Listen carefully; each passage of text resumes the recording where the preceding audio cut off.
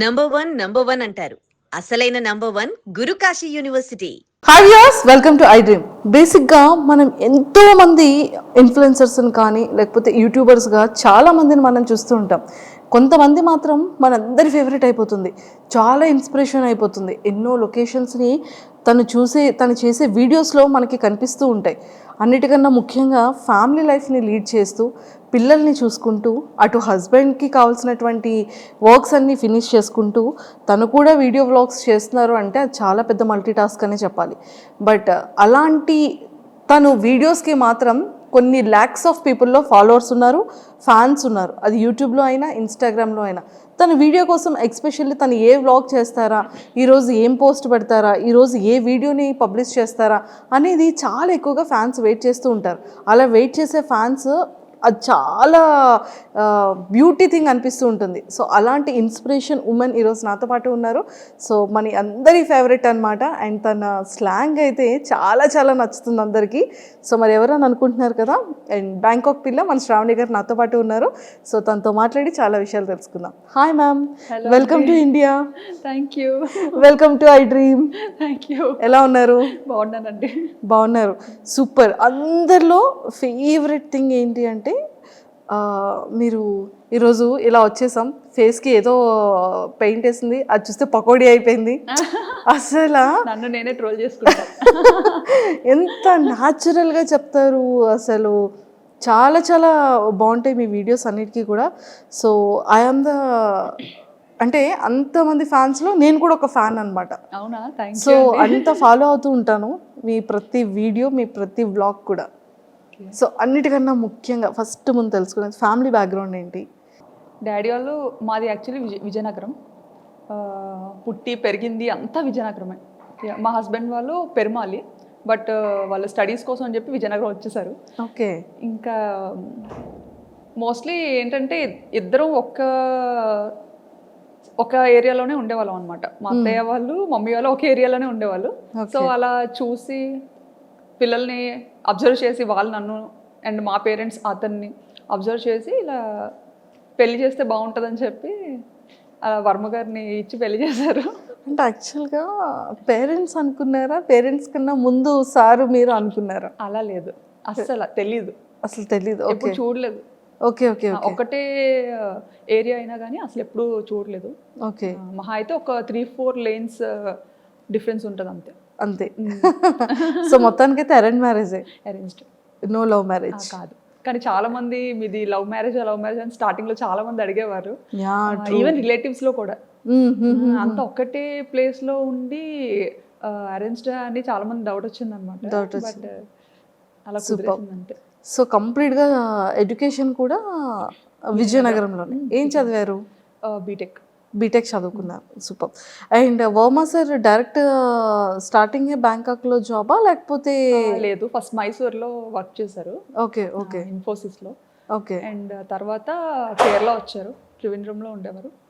And ఆ తర్వాత actually కేరళలో ఉండే టైంలో ఎంగేజ్మెంట్ అయిందనమాట. అప్పుడు నేను బీటెక్ 3rd year. ఓకే. ఓ, బీటెక్ 3rd year లోనే మీకు ఎంగేజ్మెంట్? అయ్యో, ఎడ్యుకేషన్ కంప్లీట్ అవ్వకముందే ఎంగేజ్మెంట్ అయిపోయింది. అంటే మమ్మీకి కొంచెం హెల్త్ ఇష్యూస్ ఉండడం వల్ల ఒంట్లో బాగోకపోవడం, సో వాళ్ళు ఏదో భయపడి మనం మంచిగా ఉండేటప్పుడే అమ్మాయికి పెళ్లి చేయాలి అని అప్పటి నుండి స్టార్ట్ చేశారనమాట. ఓకే. సో అలా మొదలైంది.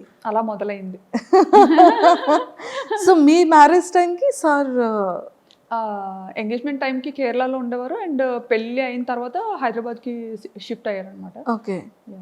సో కొన్ని ఇయర్స్ మీరు హైదరాబాద్లో కూడా ఉన్నారు? 1.5 years ఉన్నా హైదరాబాద్లో. 1.5 years? అయ్యో, మాకు ఈ బ్యాంకాక్ పిల్ల హైదరాబాద్లో ఉన్నప్పుడు తెలియలేదు. అవునా? లేదు, అప్పుడు అవ్వలేదు ఇంకా బ్యాంకాక్ పిల్ల. Okay okay okay. కానీ ఒక్కటి ఏంటంటే అండి, వీడియోస్ అన్ని నేను ఎక్కడి నుండి స్టార్ట్ చేయాలో కూడా తెలియట్లేదు. బ్యాంకాక్ వెళ్ళారు. సో బ్యాంకాక్ అనగానే ప్రతి ఒక్కళ్ళు ఎలా ఉంటుందంటే అది ఒక టూరిజం ప్లేస్ అనేది ఫస్ట్ థింగ్. బ్యాంకాక్ అనగానే అబ్బాయిలు ఆహా ఓహో మీరు బ్యాంకాక్ వెళ్తున్నారు అని ఒక థాట్లోకి వెళ్ళిపోతారు. సో నిజంగా అక్కడ అమ్మాయిల్ని కూడా చాలా మంది టూర్స్ వెళ్ళే వాళ్ళు అండ్ కపుల్స్ వెళ్ళే వాళ్ళు కూడా చాలా రీల్స్ చేస్తూ ఉంటారు. అందరు అమ్మాయిలు లైన్లో ఉంటే వాళ్ళ హస్బెండ్కి ఐస్ క్లోజ్ చేసి తీసుకెళ్ళడం, అంటే ఈ కైండ్ ఆఫ్ అవేర్నెస్ అనేది ఇటు మన ఇండియా సైడ్ ఉంటుంది. ఓకే. బ్యాంకాక్ అనగానే ఒక థాట్. అంటే పీపుల్ ఎందుకు అలా తీసుకుంటారంటే అక్కడ ఏదైతే చూస్తారో అది మనకి ఇక్కడ ఇండియాలో కనిపించదు. ఫస్ట్ థింగ్ ఆ నైట్ లైఫ్ అనేది ఇండియాలో మనకి చాలా తక్కువ. అంటే మేబీ ఢిల్లీ అటుపక్క మనకి ఉండొచ్చేమో, ముంబై ఢిల్లీ అటుపక్క. బట్ ఇటుపక్క మన ఆంధ్ర తెలంగాణ సైడ్ అయితే నైట్ లైఫ్ అని అలాంటిది ఏది మనకి ఇక్కడ అవును ఉండదు. అవును. బట్ అదేంటంటే ఇక్కడ నుండి వచ్చిన పీపుల్కి అక్కడ చాలా అది డిఫరెంట్గా అనిపిస్తుంది అనమాట. సో మన కల్చర్ వేరు, వాళ్ళ కల్చర్ వేరు కాబట్టి సో వీళ్ళు ఏదైనా కొంచెం డిఫరెంట్గా ట్రై చేయాలి అని పీపుల్ చూపించాలని రకరకాలుగా ఎక్స్ప్లోర్ చేస్తుంటారు. కానీ అక్కడ నిజంగానే ఫ్యామిలీస్కి కానీ ఫీమేల్స్కి కానీ రెస్పెక్ట్ ఎలా ఉంటుందండి అక్కడ? చాలా బాగుంటుందండి. కానీ అది మీ వీడియోస్ ద్వారా తెలిసింది మాకు కూడా. మరి అంటే యాక్చువల్లీ నాకు తెలిసిన కంట్రీ, నేను ఇండియా నుండి దాటి అడుగుపెట్టిన కంట్రీ ఒక్కటే కంట్రీ, అది కూడా థాయిలాండ్. ఓకే. సో నాకు తెలిసిన మట్టుగా ఇప్పటి వరకు చాలా రెస్పెక్ట్ చేస్తారు. మన ఇండియన్స్ని కూడా చాలా మంచిగా రెస్పెక్ట్ చేస్తారు. ఓకే. సో ఎన్ని ఇయర్స్ అవుతుంది మీరు బ్యాంకాక్ వెళ్ళి?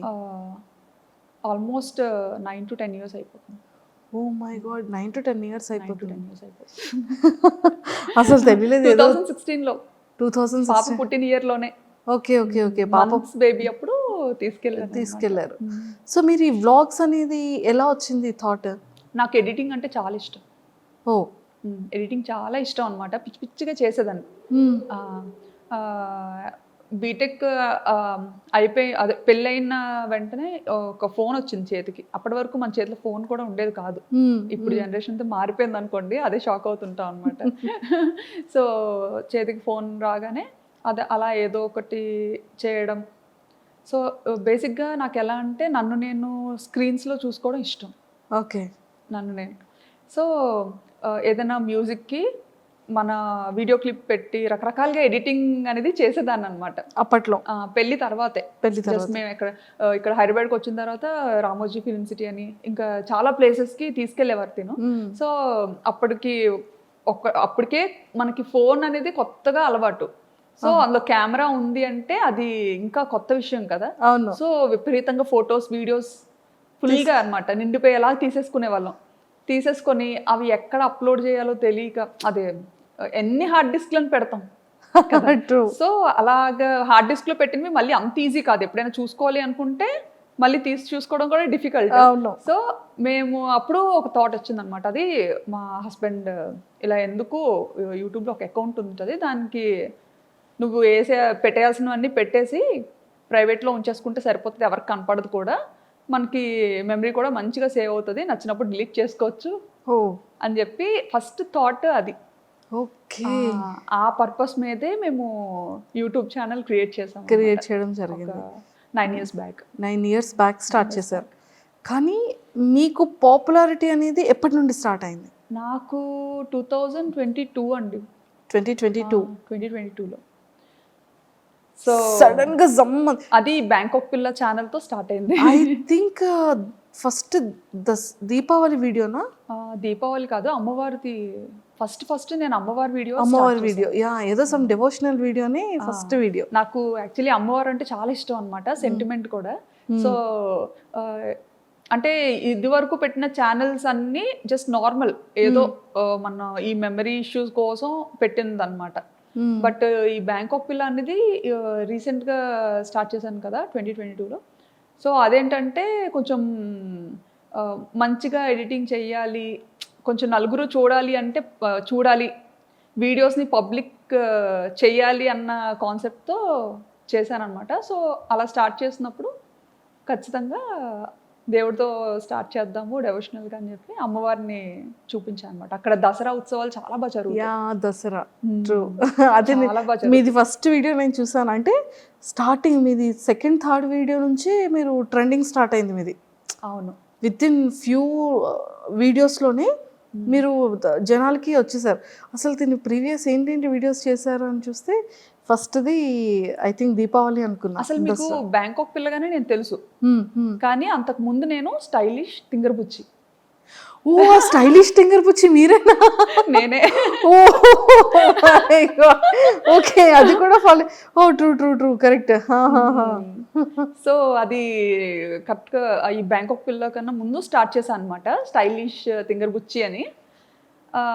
చేశాను కానీ అది చాలా కష్టపడ్డా, దానికి చాలా ఖర్చు పెట్టించా మా హస్బెండ్తో. అయ్యయ్యో, చాలా ఖర్చు పెట్టించా. ఇంకా అది కూడా మా ఫ్రెండ్స్ అండ్ ఇంట్లో ఫ్యామిలీ మెంబర్స్ వాళ్ళు చెప్తేనే అది కూడా చేశారు. యుఎస్లో ఒక వదిన ఉంటారనమాట, వర్మగారు వాళ్ళ చిన్న సిస్టర్. సో ఆవిడ ఒకసారి వస్తూ రిపీట్గా చూస్తూ ఉంటారు కదా మనం అవును, పెట్టిన వీడియోస్ ఏంటంటే అన్లిస్టెడ్లో పెట్టి జస్ట్ మనకి ఇష్టమైన వాళ్ళకి షేర్ చేస్తేనే వాళ్ళే చూడగలుగుతారు, ఇంకెవరు చూడలేరు. సో అలా షేర్ చేస్తున్న టైంలో వదిన ఇండియా వచ్చినప్పుడు శ్రావణి నీకు యూట్యూబ్ రెవెన్యూ జనరేట్ అవుతుందా అన్నట్టుగా అడిగారు అనమాట. ఓకే. అడిగితే రెవెన్యూ ఏంటి అని, మామూలుగా యూట్యూబ్ అనేది యుఎస్ బేస్డ్ కంపెనీ. సో ఇలా యూజువల్గా యూట్యూబ్ అందరూ ఇలా ఇందుకే కదా చేస్తారు, నీకు జనరేట్ అవ్వట్లేదా, నువ్వు మామూలుగా అలా ట్రై చేస్తున్నావేమో అనుకున్నాను అని అన్నారు అనమాట. అంటే ఏమో ఉంది, నాకు అంత ఐడియా లేదు అని. ఆయన ఎందుకు ఎప్పుడు ప్రైవేట్లో ఉంచుతావు వీడియోస్, ఎవరికి కనిపించకుండా పబ్లిక్ చేయొచ్చు కదా, బాగుంటాయి, ఎందుకంటే చాలా కష్టపడి ఎడిటింగ్ చేస్తుంటావు, సో పబ్లిక్ చెయ్యు, అందరూ చూస్తారు, బాగుంటుంది నిజంగా, ఇది ఒక మంచి ప్లాట్ఫామ్ డెవలప్ అవ్వడానికి అన్నట్టుగా చెప్పారనమాట.